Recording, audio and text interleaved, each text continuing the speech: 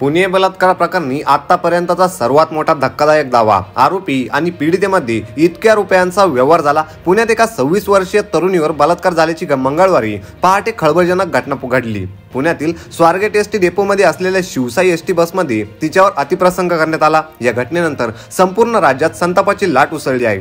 या प्रकरणातील मुख्य आरोपी दत्तात्रय गाडे अटक करण्यात आली असून त्याला 12 दिवसांची कोठडी सुनावली।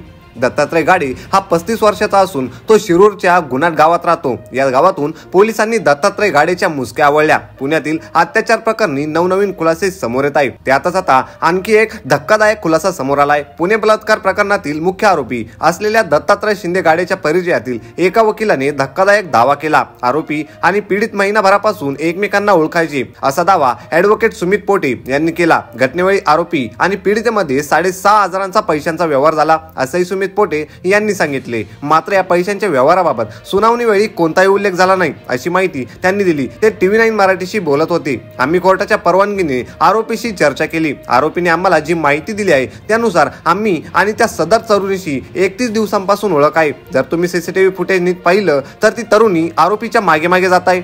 तसेच आरोपी तिला घेऊन जाताना कुठेही जबरदस्ती करत नाही। तसेच बसमधून उतरतानाही आधी आरोपी खाली येतो, त्यानंतर ती येते। यानंतर ती हडपसरमध्ये उतरली आणि तिने पुन्हा स्वारगेटमध्ये येत पोलिसात तक्रार केली असे ॲडव्होकेट सुमित पोटे यांनी सांगितले। या महिलेला मी 7,500 रुपये रोख स्वरूपात दिले आहेत। त्यावरून त्यांचे वाद झाले। यानंतर तो आरोपी निघून गेला आणि कुठेही जबरदस्ती केली नाही। त्याने तिला ऑनलाईन पैसे येतो असे सांगितलं तर तिने ऑनलाईन नको, रोख हवे असं सांगितलं।